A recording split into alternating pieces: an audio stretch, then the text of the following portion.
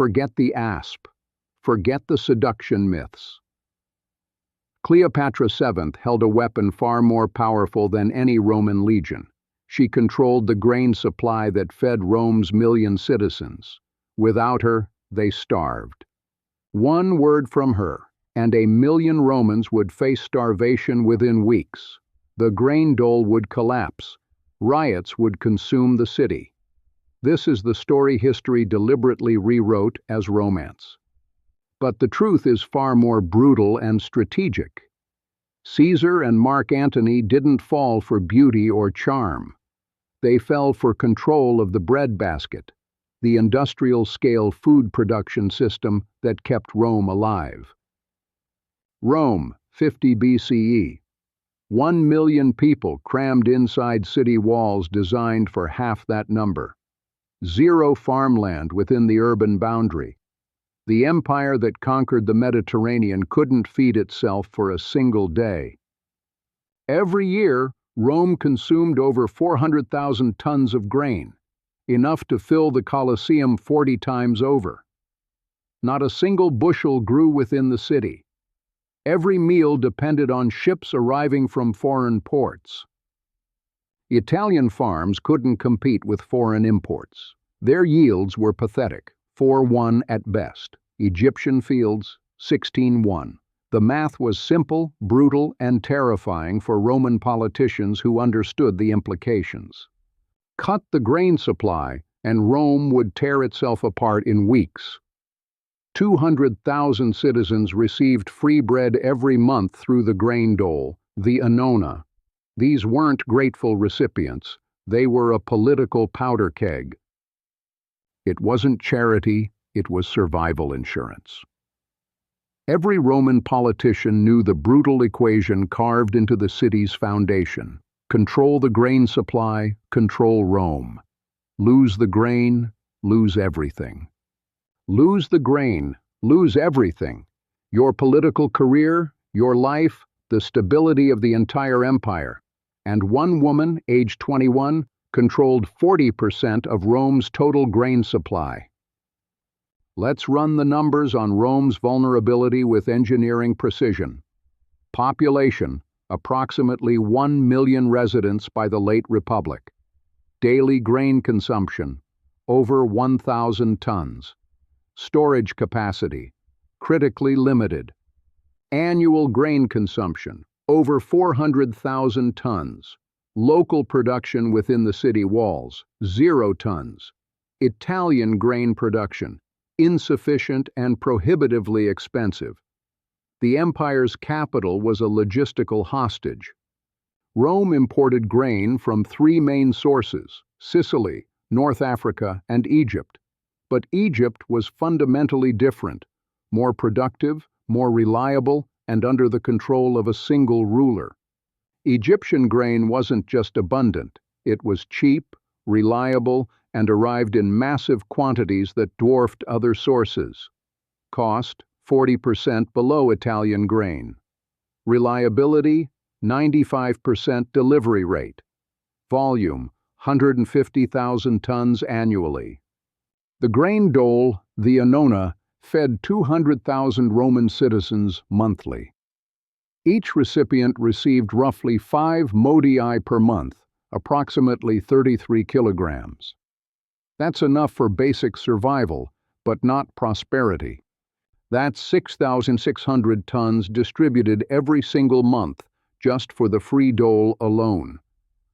The total city consumption was exponentially higher, over 33,000 tons monthly when you include purchased grain. Rome's storage capacity was limited by available warehouse space. The great warehouses along the Tiber, the Horea like Horea Galbana, could hold substantial quantities, but reserves depleted rapidly. But by winter's end, reserves were severely depleted. If grain shipments stopped due to storms, pirates, or political decisions, Rome had weeks of buffer, not months. Weeks before famine. Historical records show that even rumors of supply disruption caused prices to spike 400% and riots to begin within hours. The mob didn't wait for actual starvation. Fear alone was enough. The city was a powder keg, and grain was the fuse. This wasn't a weakness Rome could engineer away with aqueducts or roads. Geography and climate had sentenced them to permanent dependency. The city's 1,000,000 residents consumed more than the Italian countryside could possibly produce, even in perfect conditions. The empire's capital was held hostage by its own appetite and ambition. Now let's look at what Cleopatra inherited, a 4,000-year-old agricultural machine. The Nile River flooded every year like clockwork, June through September, with precision that made Roman engineering look primitive. From June to September, water surged from the Ethiopian highlands, covering the floodplain and depositing fresh silt. Millions of tons of nutrient-rich topsoil, renewed annually for millennia. Millions of tons of nutrient-rich topsoil, renewed annually for 4,000 years. This wasn't normal farming. This was geological-scale fertilization that no human technology could replicate. Egyptian grain yields reached 1601, 16 units harvested for every unit planted. Italian farms, 4:1 to 8:1 on a good year. This wasn't a minor advantage. It was total agricultural dominance. Egyptian wheat production per hectare, approximately 1,110 kilograms. Italian production, 1,200 kilograms. Egypt produced 40% more grain per acre, and that grain cost less to grow and transport. Egypt produced more grain per acre, and that grain cost less to grow. The Ptolemaic system was a bureaucratic machine, centralized, efficient, and ruthlessly optimized for maximum extraction. The government controlled nearly half of Egypt's farmland directly, 47% under royal ownership. Every harvest was tracked, taxed, and recorded by royal scribes with obsessive precision. The cultivated land area in the Nile Valley and Delta, approximately 800,000 hectares, worked by hundreds of thousands of farmers. This was industrial-scale agriculture 2,000 years before the Industrial Revolution. Alexandria's granaries held strategic reserves, enough surplus to weather bad harvests and maintain exports. 18 months of buffer storage. Rome had weeks, Egypt had years. Egypt exported enough grain to feed between 200,000 and 500,000 people annually, depending on the year and demand. That's up to half of Rome's population dependent on Egyptian harvests. When Cleopatra became pharaoh at age 18 in 51 BCE, she didn't inherit a kingdom of pyramids and monuments. She inherited the Mediterranean's most sophisticated food production and distribution system. She inherited an industrial-scale food production system that the Mediterranean world depended on, Rome included. And she understood exactly what that meant: leverage over the world's greatest military power. Let's talk about the supply chain that made Cleopatra's power real. Distance from Alexandria to Rome, approximately 1,140 nautical miles. Every ton of grain traveled that distance by sail. Sailing time with favorable winds, eastbound 10 to 14 days. Westbound, against prevailing winds, loaded with grain, 40 to 60 days. The return journey took 4 times longer. Roman grain ships, corvidi, had cargo capacities ranging from 250 to 400 tons, with the largest vessels carrying up to 1,000 tons. These were the supertankers of the ancient world. To supply Rome's annual grain needs from Egypt alone required approximately 800 shiploads. Total merchant voyages annually from all sources, 2,000 to 3,000, an endless armada of grain. The sailing season ran from April to September, 6 months. Winter navigation was forbidden by law, too dangerous. Storms destroyed entire fleets. One bad season meant famine. This meant Egypt had roughly 6 months to ship a year's worth of grain, one round trip per ship, maybe two for smaller vessels. The entire empire's food security depended on this narrow window. The main receiving ports, Ostia and later Portus, built specifically to handle the massive grain fleet. Portus, completed 64 CE, was the largest artificial harbor in the ancient world. From there, grain was transferred to river barges and moved up the Tiber to Rome's warehouses, 15 miles upstream, against the current, using human and animal power. This was the supply line, fragile, seasonal, dependent on weather, pirates, and political stability, a single point of failure that could bring Rome to its knees. And Cleopatra sat at the source. If she closed Alexandria's ports, if she redirected the grain fleet, if she simply delayed shipments by weeks, Rome would face immediate crisis. Rome would feel it within 90 days. The city's reserves would run dry, bread prices would skyrocket tenfold, the grain dole would fail, political collapse would follow economic collapse. The grain dole would fail, and 200,000 Romans who depended on free bread would take to the streets, not in protest, in revolution. Emperors had been overthrown for less. 48 BCE. Julius Caesar arrives in Egypt, chasing his rival Pompey after the Battle of Pharsalus. He finds a civil war between Cleopatra and her brother Ptolemy XIII. Cleopatra, age 21, has been ousted by her younger brother Ptolemy XIII and his advisors. The throne is contested, but more importantly, control of Egypt's grain exports is contested. But here's what mattered to Caesar. Cleopatra controlled access to the granaries and the bureaucratic apparatus. Her pitch wasn't about beauty or seduction, it was pure logistics. It was logistics, support me and Rome eats. Support my brother and watch your grain supply become a bargaining chip in a civil war you can't afford to lose. Caesar did the math. Rome's grain dole depended on Egyptian exports. The political stability of his regime depended on feeding the Roman mob. The equation was brutally simple. Cleopatra wasn't offering romance.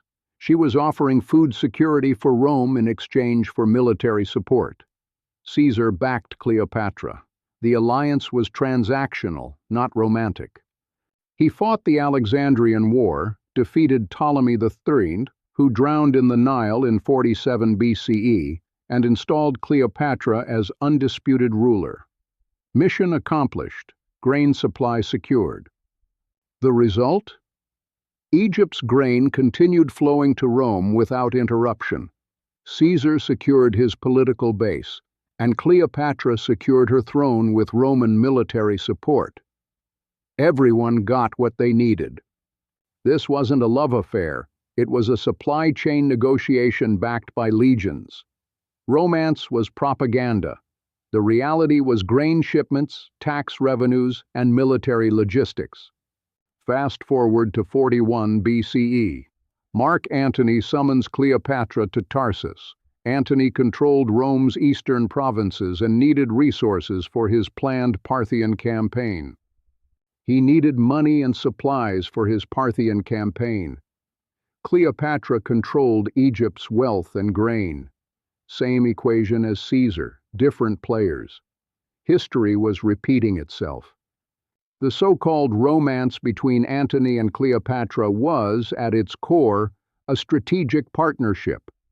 Resources in exchange for protection, grain and gold for military support and political legitimacy. Antony needed Egypt's resources for his military campaigns. Cleopatra needed Roman protection and recognition of her rule, and critically, her children's future claims to power. Antony married Cleopatra in 37 BCE, recognizing their children as legitimate heirs. In return, Egypt provided grain, gold, and ships. The marriage was a contract, not a romance. But here's the critical point. Antony's alliance with Cleopatra gave him control over Egypt's grain exports. That made him a direct existential threat to Octavian in Rome. That made him a direct threat to Octavian, who was consolidating power in Rome. Control of Egypt meant control of Rome's food supply. That was unacceptable. Octavian's propaganda machine went into overdrive, painting Cleopatra as a foreign seductress who had corrupted a Roman general. The narrative was designed to obscure the real threat. But the real threat wasn't seduction. It was supply chain control. If Antony and Cleopatra cut off Egypt's grain to Rome and redirected it to feed Antony's legions, Octavian's regime would collapse. The Battle of Actium in 31 BCE wasn't just a naval battle, it was a fight for the grain routes. It was a fight for control of the Mediterranean's food supply. Whoever won Actium would control Egypt. Whoever controlled Egypt would control Rome. 31 BCE. Octavian defeats Antony and Cleopatra at Actium. Antony and Cleopatra retreat to Alexandria. The grain supply is now in play. Octavian moves to secure it. By 30 BCE, both are dead. Antony by suicide, Cleopatra by her own hand, likely poison, though Roman propaganda preferred the dramatic story of the ASP for theatrical effect. Octavian enters Egypt as conqueror, and here's what he does first. He doesn't seize Cleopatra's treasure. He doesn't parade through Alexandria. He secures the grain facilities. He takes personal control of Egypt's granaries, its farmland, its entire agricultural infrastructure. No ceremony, no celebration, pure logistics. Then he makes Egypt a special province, his personal property, not a senatorial province, not a public province, his. This was unprecedented in Roman governance. Governed by a prefect of equestrian rank, answerable only to him. Roman senators were forbidden from even entering Egypt without the emperor's explicit permission. This was total control. Why? Because Egypt was too valuable and too dangerous to trust to anyone else. Egypt generated approximately 2/3 of the empire's revenue. Control Egypt, control the empire. Its grain fed Rome. Whoever controlled Egypt could challenge the emperor. This arrangement lasted for over 600 years, the entire Roman imperial period.